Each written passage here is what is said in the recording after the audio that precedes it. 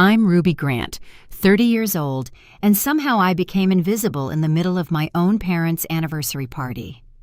My brother raised his glass and thanked them for raising their only child, while I sat 5 feet away watching the smiles settle on their faces, like it was the truth.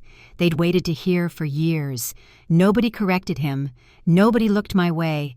They just clinked their glasses and laughed like I'd never been born.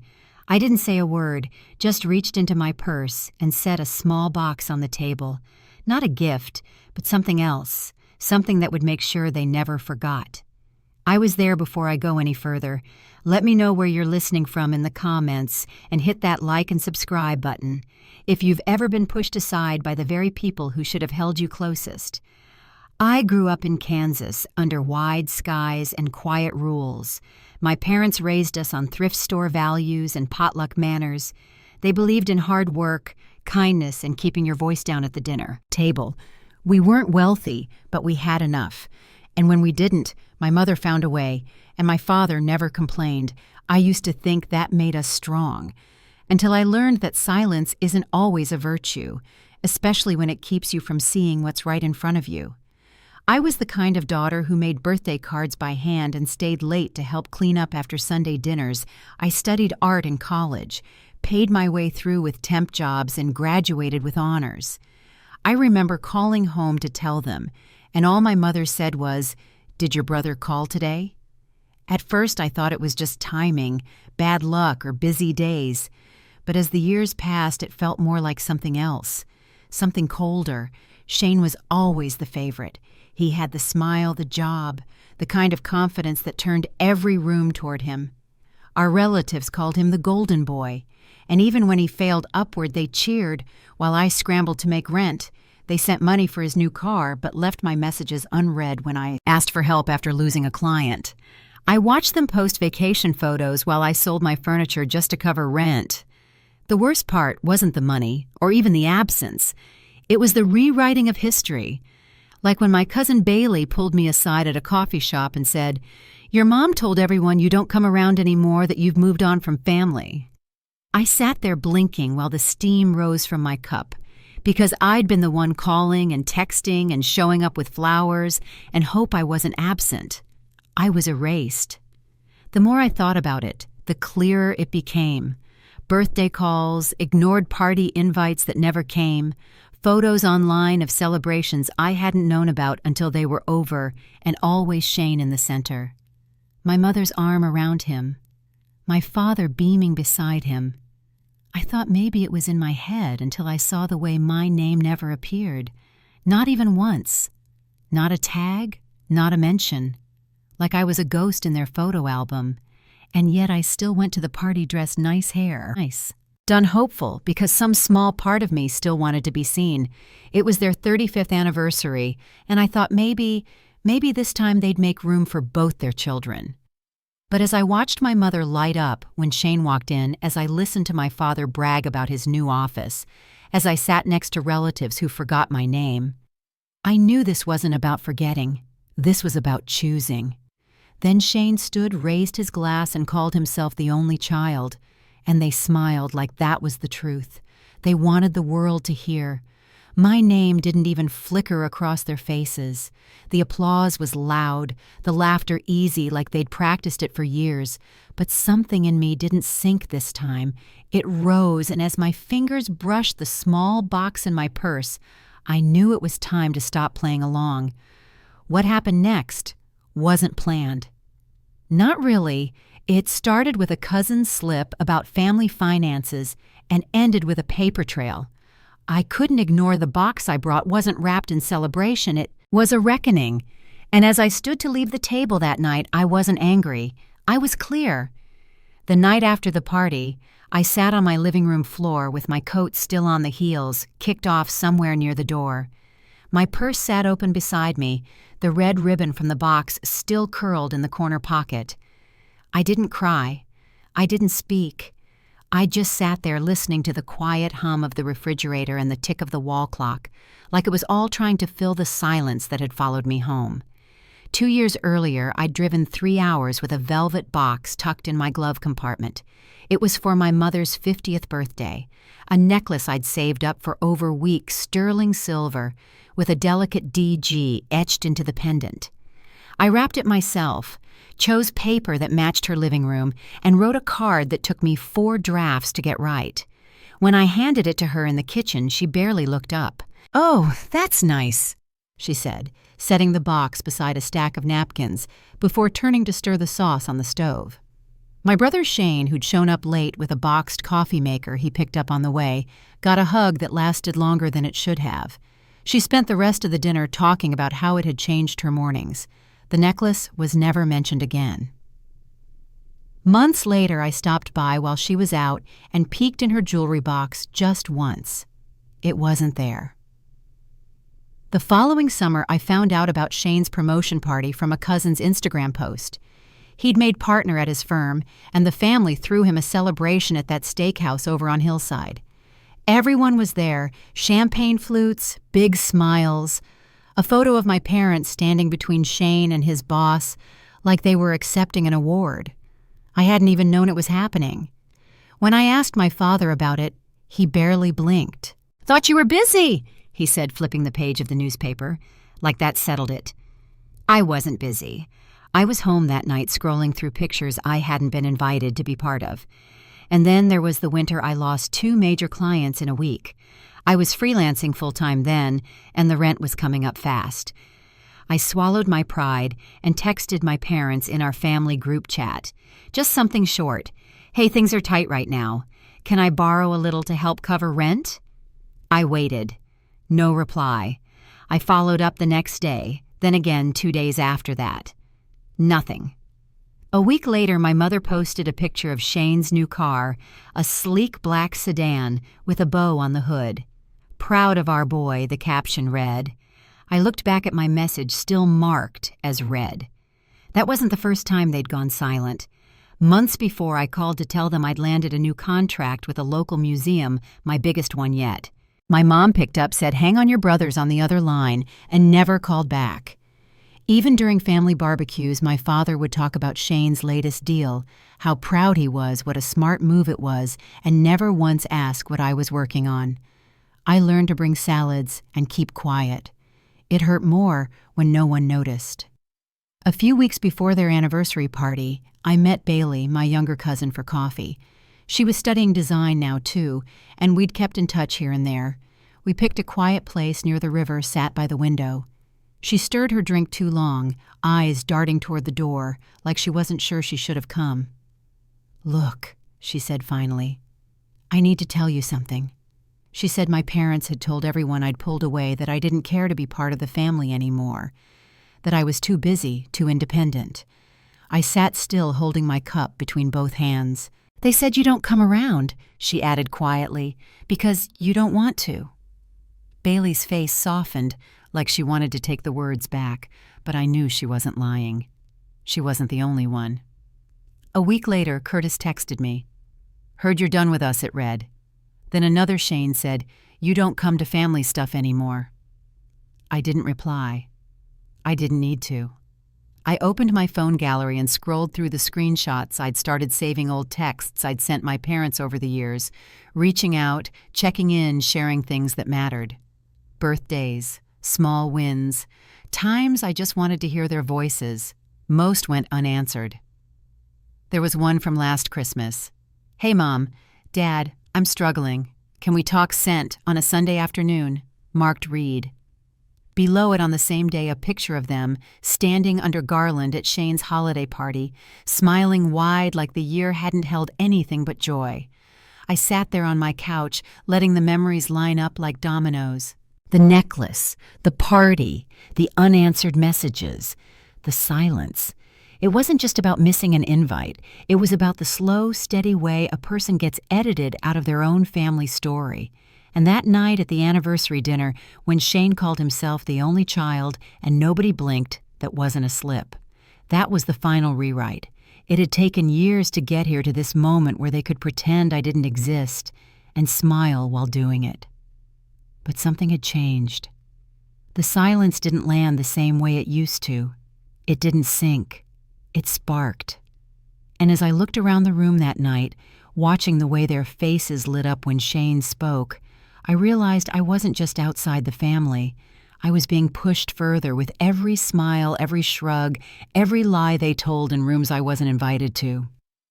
After Curtis's text, I started noticing small things I'd brushed off before, phrases people used, questions that didn't quite make sense. One of my aunts had said, "Well, if you're not coming to Thanksgiving again," even though I'd asked my mom about the date twice and never got a reply.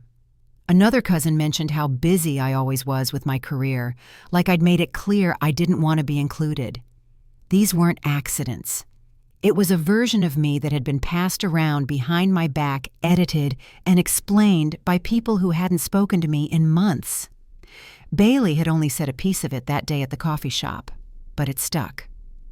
They told everyone you pulled away, she'd said trying not to look at me directly, that you don't like family stuff, that you just stopped caring. I'd nodded like I was fine, even though I could feel my stomach turning. I remember staring at the foam on top of my drink, wondering how many people thought I'd just disappeared. In truth, I'd been the one calling. I was the one who sent cards, remembered birthdays, offered to help clean up after dinners. I'd baked for Easter one year, brought a homemade quiche and a strawberry pie, only to find out the rest of the family had already eaten. I sat at the end of the table with a lukewarm plate, smiling, like it didn't matter. But this was different now. This wasn't just forgetting. It was a story they'd agreed to tell, that I'd removed myself, that I didn't want to be there, that I was the one who let go. And Shane, he leaned into it. A few days after the party, I ran into a former neighbor at the grocery store. We chatted near the produce aisle, polite and brief, but just as I reached for a bag of apples, she paused and said, "Your brother says you live out of state now. Colorado, right?" I shook my head. "No, I've always been here. Same apartment since college." She blinked, embarrassed, and tried to laugh it off, but I knew where the story came from. I went home and opened my laptop. I didn't post anything, not yet, but I started sorting through the folders I'd built over the years. Screenshots, voicemails, emails I'd sent, even a few forwarded invites that clearly excluded me. Things I hadn't deleted, though I couldn't have told you why at the time. I wasn't trying to build a case. I just didn't want to forget. One of the oldest emails was from 5 years ago. I'd offered to host Thanksgiving, said I'd cook the turkey, set the table, even cover travel for anyone coming in from out of town. My mother never replied. A week later, she posted pictures from Shane's place. He'd grilled steaks instead. There was a birthday message I'd sent my dad 2 years in a row, both marked red. Neither ever answered. In one, I'd attached a digital gift card to his favorite hardware store. It was never used. I opened a drawer beside my bed and pulled out a card I'd never mailed. It was addressed to both of them, a generic thank you with a handwritten note inside one I'd written after they'd visited me for lunch. That lunch had lasted 40 minutes. They spent half of it talking about Shane's job, the other half looking at their watches. I'd paid the bill. None of it was dramatic. That's what made it hurt more. It wasn't shouting or slam doors. It was slow, quiet, deliberate distance, like every time I reached out they'd taken a step back. But the rumors, those were louder. I didn't know exactly how long they'd been telling people I was gone, but they'd crafted a story and shared it enough that folks stopped asking questions. Aunt Denise called me once to check in. She said she'd heard I was living in Oregon starting a new business. I told her I wasn't, that I was still in Wichita, still working freelance from the same desk in the corner of my living room. There was a pause on the line before she said, "Oh, well, maybe I misunderstood." They'd made it easier for themselves. That's what it was. Easier to say I left than admit they'd stopped opening the door. And maybe the worst part was how believable it all sounded, the idea that I would have walked away, that I didn't care, that I was too proud, too busy, too cold. The night after the anniversary party, I sat on the edge of my bed with my phone in my hand, scrolling through photos of that night. Not mine, I hadn't taken any, but others had. I found a few on Facebook and Instagram. In all of them, I was barely in the frame. A shoulder, the side of my head, one where my hand was blurred mid-reach for a glass of water. That was it. Shane stood in the center of most shots, arms around our parents, tilted smile, plates of food behind them, and candles glowing like everything was warm and perfect, like the family had never been broken. No one would have known I was there at all. That's when I knew something had to change. Not just for me, but because letting them keep telling that version of the story felt like agreeing with it. And I wasn't going to let that be the last word. What came next didn't happen overnight. But it started with a cousin's offhand comment and ended with a document I never should have seen, one that made it impossible to keep pretending nothing had happened. That box I left on the table. It wasn't wrapped in revenge. It was the only way I had left to speak. A few days before the anniversary party, I'd been on a call with Bailey. She was asking about a design portfolio, something for one of her classes, and in passing she mentioned a trust fund. It was nothing specific, just a comment about how Shane had access to everything now. I didn't say anything at the time, just nodded and changed the subject. But after we hung up, I couldn't shake it. I remembered a strange email from earlier that month, a forwarded chain from a relative on my mother's side who'd accidentally CC'd me instead of someone else. I'd glanced at it once, assumed it was an estate update meant for the older generation, and moved on. But now that word access kept bouncing around in my head. That night I went back into my inbox and searched for it. The email wasn't long, but there were attachments. I opened them one by one, heart pacing steadily, scrolling through PDFs and scanned letters. The language was formal, dense, but clear enough. My parents had transferred all assets tied to the family trust directly to Shane. No mention of me, no second beneficiary, no conditions, just one name. I sat back in my chair staring at the screen. There was a letter from a law office in downtown Wichita dated almost a year earlier. It referenced the sole désigné and full transfer of estate authority. The words didn't surprise me, not really. But seeing them written, notarized, filed, that was different. I spent the next day going through paper records I'd held onto old insurance statements, holiday letters, tax mailings from when my name used to be listed under theirs. The shift had been gradual, but it was all there if you looked closely. My name faded out. His name moved up. I printed what I needed. I clipped the documents together and slid them into a folder, then wrapped the folder in silver paper from a leftover roll I'd saved for Christmas, tied it with a red ribbon. Neat, quiet, final. At the party, I'd kept the box tucked in my purse all night, unsure if I'd go through with it. But when Shane lifted his glass and called himself the only child, and my parents smiled like it was true, something settled in me. Not rage, not panic, just clarity.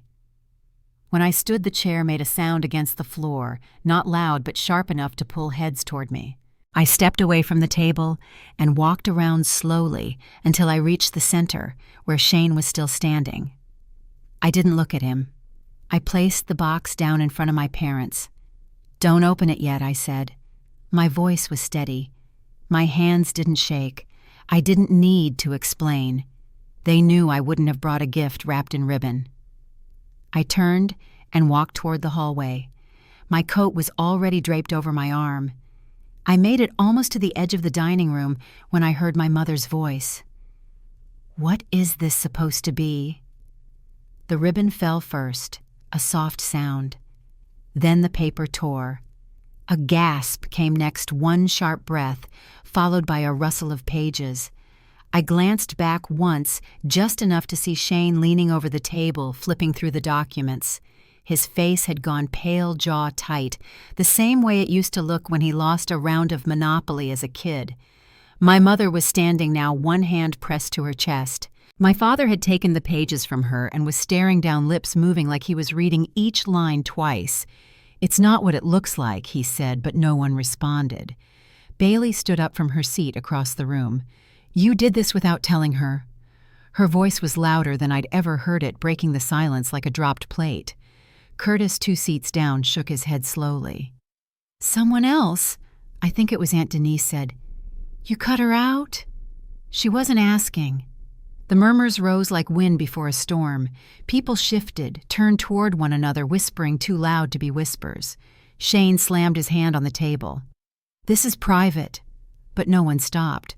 My mother clutched the folder, now voice tight, saying something about protecting the family, but it didn't carry. Someone near the back asked, "Protecting who?" The words hung there unanswered. The party unraveled fast after that. Plates were left half full. A few guests stood. Someone spilled a glass of wine, reaching for their coat. My father's voice kept repeating, "Let's just explain," but no one waited to hear it. I didn't stay to watch it. I stepped outside into the cool air and walked to my car. The street was quiet, lit only by the soft glow of porch lights and the occasional flicker of a street lamp. I sat behind the wheel for a minute before driving off, hands steady, the sound of laughter and clinking glasses still faint in the distance. I hadn't planned to cause a scene. That wasn't the point. But the truth was out now. They could decide what to do with it. What came next didn't happen right away. But within 3 days, I got the first email, a name I didn't recognize, and a subject line I'll never forget. It said, "Cease and desist." And with that, the next chapter began. The cease and desist letter came through email sent by a law firm I'd never heard of before. The subject line was all caps followed by my full name. I opened it slowly, sitting at my kitchen table with the blinds still drawn from the night before. The letter accused me of defamation, called the documents I'd shared at the party misleading, and demanded that I return or destroy all copies. They warned of legal action, said I'd caused emotional distress. I read it twice, then set my phone down on the table and looked out at the parking lot. Nothing moved. A delivery truck idled across the street, and somewhere nearby a dog barked, but my apartment was still. I stayed there for a while before opening my laptop and pulling up a name I'd saved a few months earlier, Karen Monroe. Karen was a family law attorney I'd met through a freelance project. I'd designed a website for her office last spring and remembered her saying, "I work with people who've been written out wills, trusts, long-term care disputes, all of it." At the time, I thought it was just background. Now I understood why I'd remembered her. I called and left a message. She called me back before lunch. Her voice was calm, clipped efficient. I told her what had happened, the party, the documents, the fallout, and now the letter. She didn't interrupt. When I finished, there was a pause. Then she said, "They don't have a case, but you might." That afternoon I drove across town and met her in her office, a modest space above a bakery with 2 wide windows and a wall of framed licenses. I brought everything. The emails, the forwarded chain, the letter from their lawyer. She took her time going through it all using a highlighter and a yellow notepad. When she finished, she looked up and said, "This isn't just unfair, it's a breach." Within a week, Karen filed suit on my behalf. The claim was clear I was entitled to my share of the Grant family trust, and my parents had acted in bad faith by transferring it entirely to Shane. That night, I sat on my couch with my laptop open and my phone beside me. I hadn't posted anything publicly yet, but something had shifted. I pulled up a screenshot from last year, a text I'd sent both of them, short and simple. "I'm struggling. Can we talk?" Below it, the read receipt. No reply. I uploaded the image and added a caption. "This is what it feels like to be erased by your own family." I posted it to Twitter first, then Facebook. Then I turned off my phone and let the night pass. By morning, the notifications were constant. Comments, messages, shares. The responses came from Wichita and beyond former classmates, acquaintances, even strangers. People shared their own stories. One woman wrote, "Same thing happened to me after my mother passed." Another, "You are not alone. Thank you for speaking out." A small business owner I used to do design work for messaged me privately. "We see you," she wrote. "You're doing the right thing." That evening, Carla showed up at my apartment with Thai takeout and a bottle of wine. She didn't ask questions. She just sat beside me on the floor, handed me a spring roll, and read the comments aloud. One made us both laugh, something about me being the patron saint of disowned daughters. Later, Vernon called. His voice was steady, same as always. "You did what you had to," he said. "Let them talk. You've got people who know better." 3 days later, a local news blog picked up the story. Someone had screenshotted the post, traced the last name, and added it to a write-up about inheritance disputes. Family fight goes viral in Wichita. The headline read, "A few local Facebook groups shared it. By the weekend, the ripple had turned into something larger." Bailey texted me late Sunday. Her message was short. "I didn't know it was this bad. I'm sorry. I didn't write back. Curtis didn't message at all, but I saw he'd unfollowed Shane on every platform, and then came the second wave. My parents' church group stopped tagging them in photos. My mother's name quietly disappeared from the committee list for an upcoming charity event. A neighbor I barely knew sent me a message. 'Saw your post. I always wondered why you weren't around.' My phone rang again a few days later. This time it was Doris. I didn't answer. She left a voicemail, short and clipped. 'You're humiliating us. This needs to stop.' I played it once, then deleted it. An hour later, Shane sent a text. 'This is low, even for you.' I didn't reply to that either. Lawrence never said a word. I stayed quiet on social media for a few days after that. But the post kept spreading. People were still talking, still tagging, still sharing. And the more they did, the less I felt like a person hiding. Karen called to let me know the initial court date had been scheduled. She said we were in a good position, strong documentation, clean timeline, clear breach. "We're going to make them answer for it," she said. I nodded, though she couldn't see me. My laptop sat open beside me, still on the original post. The comments hadn't stopped. One was from a man in his 50s. He wrote, "I was cut out of my father's will after my stepmother got involved. Took me years to even talk about it. Thanks for speaking first." I clicked like. The next morning I woke up early and started sorting through the rest of my files, not for court, but for something else. I wasn't just surviving this. I was building something out of it. The courthouse in downtown Wichita isn't grand. It's all beige walls and quiet hallways, the kind of place where even the echo of your shoes feels like too much. I arrived early the morning of the hearing, a small folder in one hand, Karen walking beside me with a legal pad tucked under her arm. She wore her usual navy blazer and kept her voice steady as we checked in, nodding toward the other attorney at the end of the corridor. Doris and Lawrence were already there. They sat on the opposite bench speaking quietly. My mother glanced up once when we walked past, then looked away like she didn't recognize me. Shane wasn't with them. I didn't ask why. When our names were called, we filed into a small hearing room, no more than 12 chairs lined against wood paneling, and a single judge seated at a raised desk.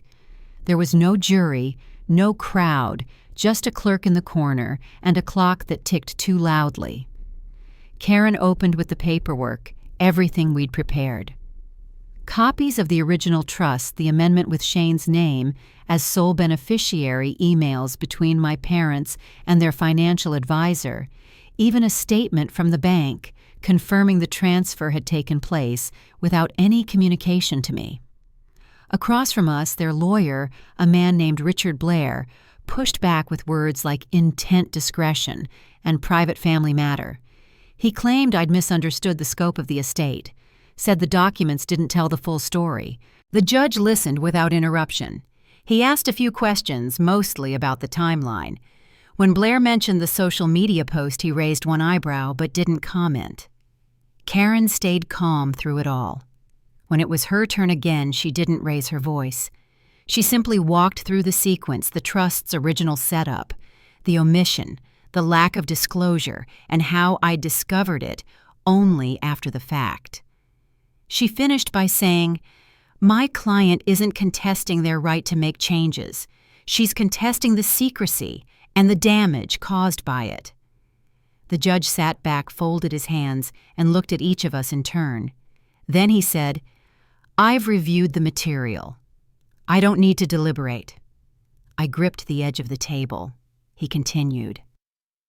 The documentation clearly shows an intentional transfer of family assets with no effort made to notify or include both beneficiaries. Ms. Grant is entitled to a fair share under Kansas law. The trust is to be divided equitably. The words felt still in the room, like even the air paused to catch up.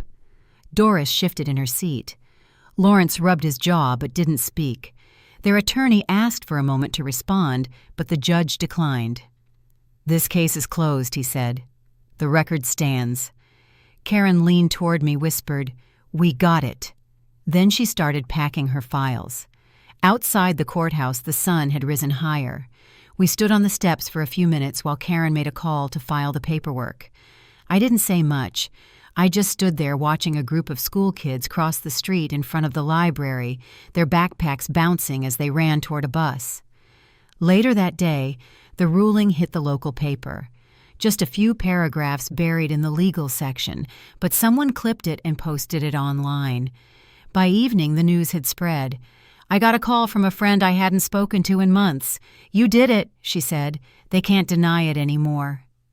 That weekend, the fallout began. Shane's name stopped appearing on his firm's promotional materials. A former client, someone we both knew through a networking event, shared a post asking whether anyone else had noticed ethical concerns tied to his recent work. I didn't respond, but others did. The comments came quickly.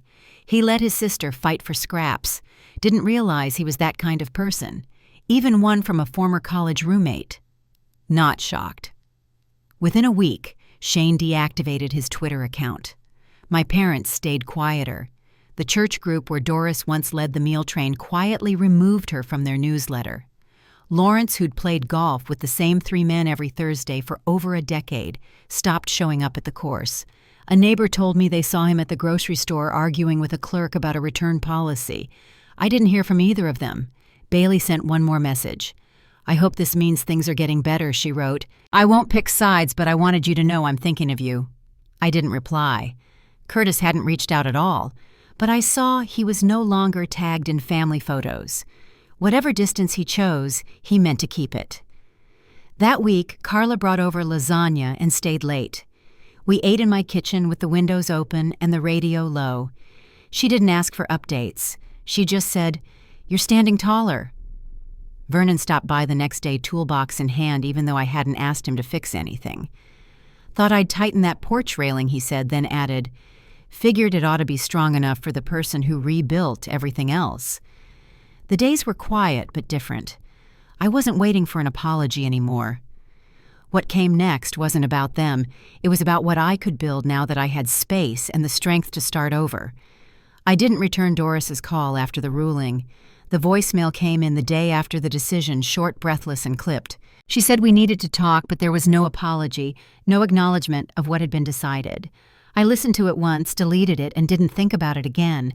Shane didn't call. He sent a text instead. "You've destroyed this family," it read. "Hope it was worth it." I didn't respond. I'd spent too many years trying to be part of something that was never going to hold me. Lawrence stayed silent. That part didn't surprise me. I stopped checking their pages, stopped wondering what they might be saying to the neighbors or the church or anyone who asked. I let it all move without me. Instead, I focused on the people who had stayed. That weekend, Carla invited me over for dinner. She'd made spaghetti and garlic bread and set the table like it was a holiday. We ate with the windows open and music playing low. When I offered to help clean, she waved me off and said, "You're the guest tonight. Let somebody take care of you for once." Vernon came by the next day with a new socket wrench set. He didn't say why, just held up the box and said, "Figured your kitchen drawer could use one." Then he stayed to fix a slow drip in the bathroom sink. It wasn't big gestures. It was little things. Meals shared, walks around the block, a text asking if I got home safe. Sunday mornings became our ritual.